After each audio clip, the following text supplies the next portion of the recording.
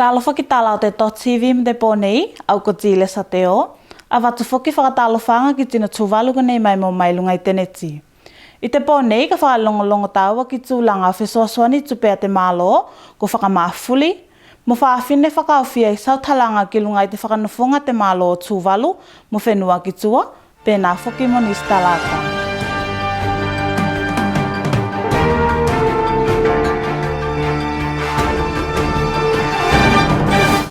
Te whesoaswani tupea te malo ki tina te atu whenua ko isi neis whakamafulinga ki ei.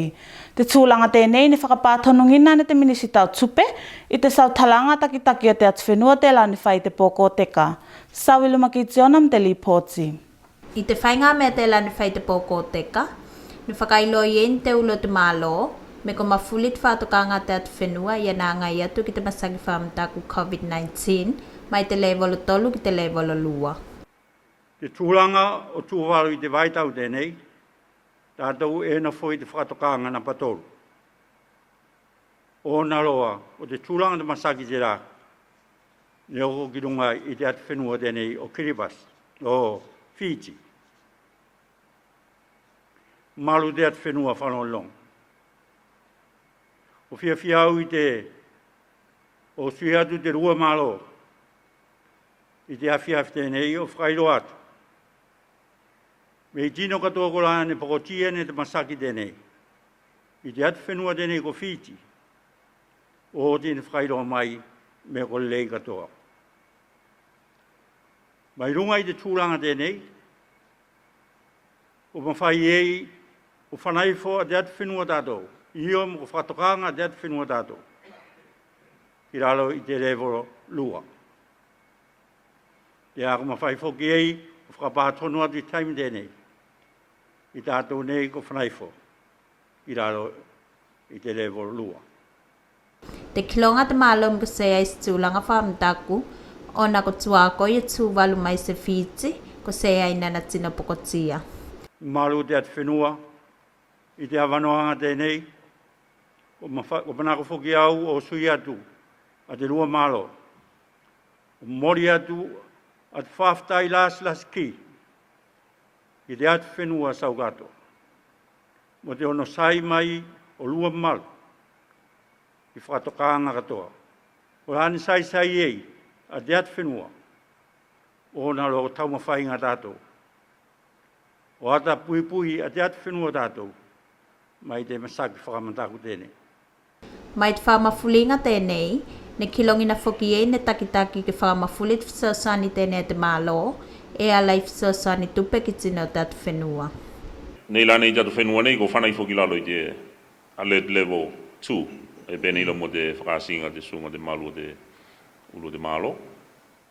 E tātou rāne kamata mai lo, se ilo la se COVID-19 to start off with.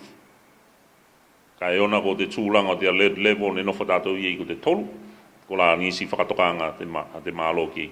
Nei la nei ko whanai whoki lalo. Kati e tau whoki lo mai na whakatasi te atu whenua. O tēnā winga te Economic Financial Relief Measure Package te malo, ko whanai whoki. Te whasasan tēnei mawhai whoki lo toi mawhuli, mawhai ko mawhuli te whātokanga ki te level o lua.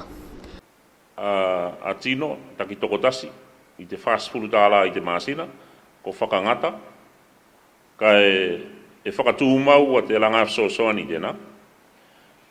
Mō lātou ko la e nofo i loto i kāinga, i mo ko household, kwa se e ilo se alanga tupe tūtū mau. Ta e takune tātou, whakamuna ne tātou, ko te regular cash income.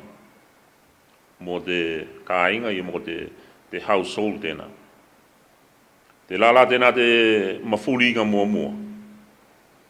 Ka whai e tonu e oko tātou i tūlanga ko whanai fo, a te alert level ki te tasi. Ko isi fuki se whakatokanga ki e. Ki alanga whasosoni tēnā ko se whase fulu tāla. Ako kati fuki lalo i te luas fulu tāla. A whātokanga ko ne te malo mai se whasosoani, ne whakawaim taimi tēnei ne pukotia i e te atu whenua. E whakatū maulo mō tino ngā lue te malo, ko lai masai e tua atu tūwalu, e pēlam te whakasinga te minisita o tupe. Se ngata fuki ei, ko whasosoani tū mau a pange, Mo tino ke o ko foki ki business e tū maulom te vai tau nei. Mai tafa foki lo iei, te malo ko kila foki ki se whātokanga mo businessi, ko lani pokotia malo si te vai taimi nei. Saul Makitia na motala.tv. A te se lausfulu whaafunotanga te komiti o te whakapotopotonga whaika a whenua te forum, ne kilo ki au walagolai ma whai e o pui pui kai a te whai whakalei te polokalami tēnei o ofisa i loilo i lungai waka whaika. I te vai aso nei, o ofisa mai te matanga aluenga kau whaika ne au whia i te whanotanga tēnei te lani whai lungai tēneti, te lani whai pati ki tūlanga o whanau ngā alue konei i te taimi tēnei e pokotia i te masaki.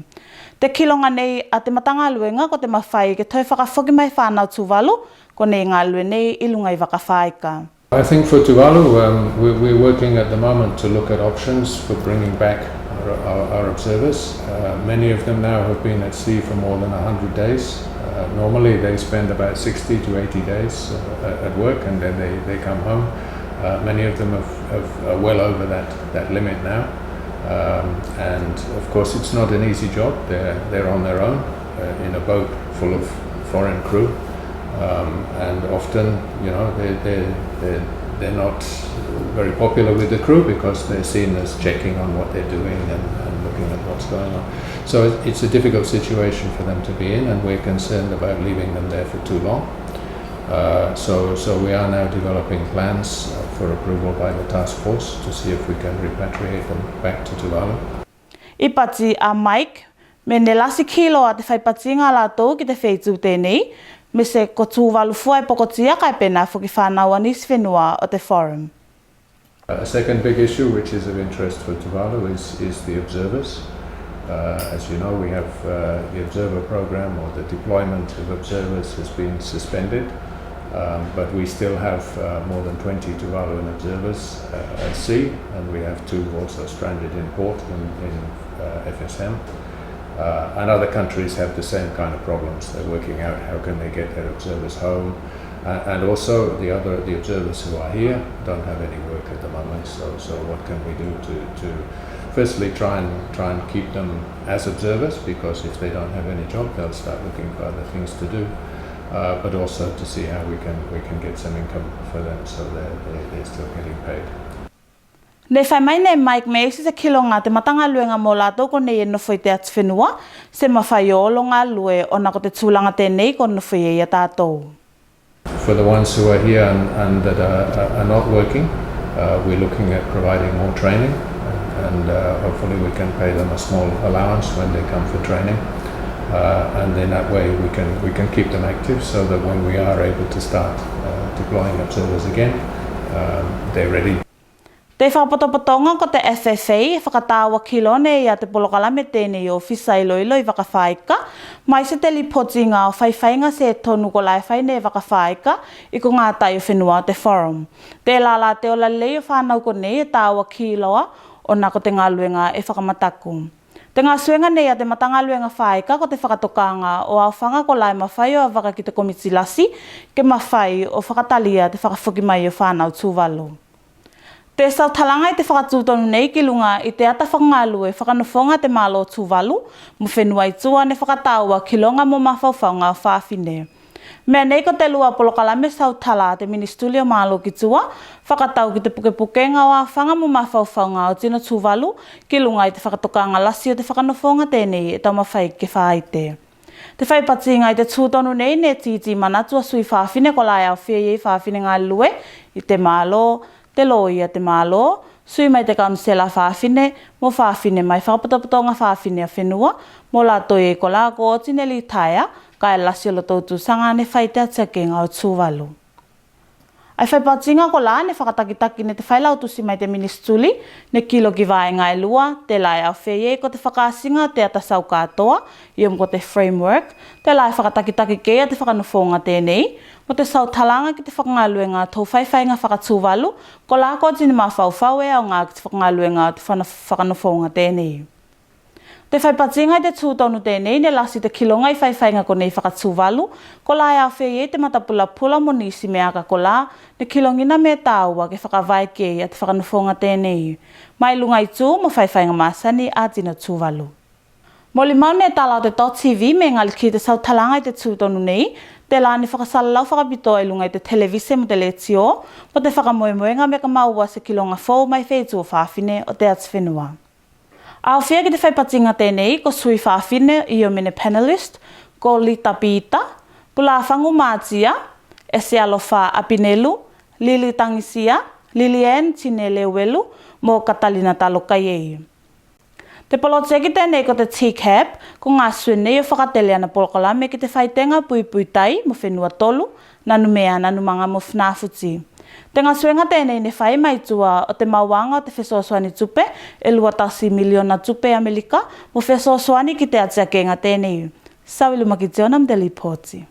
Lipoti ne maua ne tala.tv, me ko te ne whai sau talangai māsina ko teka, mo whenua ko nei e whakatele e atiakenga ko nei. Whapatonu mai te tino ngā lue te polotieki, me ko te whokin taliangina ki whakatua pui tai. Tulanga o te polotieki tēnei ko ngā koko kei mātou mai se anga suesuenga o te polotieki, tā o te Tuvalu Coastal Adaptation Project.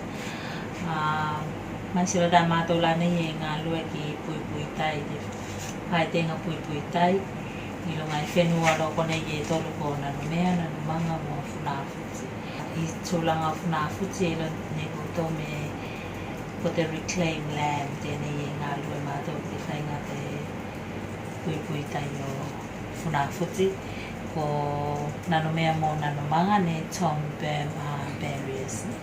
Sau talanga ko nei ne whai, ko te whakilon whakapatino ako ngā konga ko lai whai te e pui tai, e whakatau ki te pui ngā tu whenua mai mana konga ki tēnā wholei o tino. I whunafuti, e whakasoka tulo mai te Elizabeth Park, ne? O koki koi te Tausualima, a te pui tai, ne?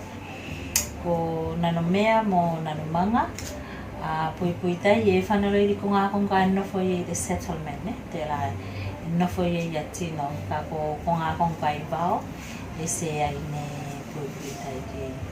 Whapatonu mai whoki ne puanita, me ne talia whoki ne whenua ko nei a tau polotieki ko nei. Te ata te pui tai, pe nā whoki te whaitenga, e pāna ki mtangata poto mai Australia. Asimato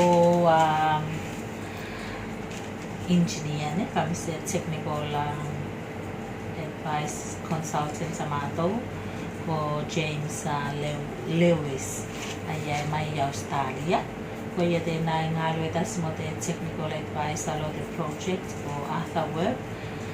Ki tūlanga awa o design ko nei ko lai mawhau lau e olo tonu loa ki tūlanga o whenua, ne? Me whenua taki tasi kese katoa loa olo tō context ki tūlanga o ngā suesuenga te time te lau kele, ne? Tāla ko tine ngā rue tasi lau ko nei, ko te mea ki whakataunua a pui tai ko. Te ngā luenga tēnei ki te whaitenga o pui tai, e whātautau ke kāmatai te māsina o ke topai tausanga nei. Whamoemoenga te polotieki ki te lea whātokatokanga ki lunga i te atakenga tēnei. Sama ki te ana mo tala.tv. Kai mo te toi tala, te timu Plesimani tāngata Police A mo te timu Aniutau A whāwhine, ko lawa nei ko kanamata o te ipua te tupe teo o Tuvalu, lua whelua sfulu, i whipakinga a timu a A's. Te timu Plesimani ne whakatakawale nei te nasoa, te timu Nanumea A. Ne moli maune te .tv me kōkolo te mālosi o te awa timu, ka e ui ei ne siki mawhai ni Nanumea o whakatakawale te nasoa, te la ne Silia Plesimani e tolu ana seti, ka e tasi Nanumea. I te swawheitu o te kongata whao, te whepaki e Nanumanga A whawhine mo Niutau A, te la ne moli maungina whoki ne me pau paulo te mālosi o te awa timu, ka e te o tinga ne whanoloa te Sili mo Niutau e tolu, ka e tasi te seti Nanumanga whawhine. Mo whepaki ngā timu a B, i whawhine, ko Niutau B whoki ne Sili i te nasoa, mai ti penda e tolu, ka e se ai. Ka i timu o tangata B ne whano te Sili mo Nanumea B e tolu ana seti, ka e lua Nanumanga B. I te nofonga nei, ko timu whawhine mai te kalapu volipolo a Niutau, ko puke ne lawa i pu mai whawhine, ka ko te timu o Plesimani mo te timu o Nanumea B, ko lawa ne olo mo te ipu i timu o tangata.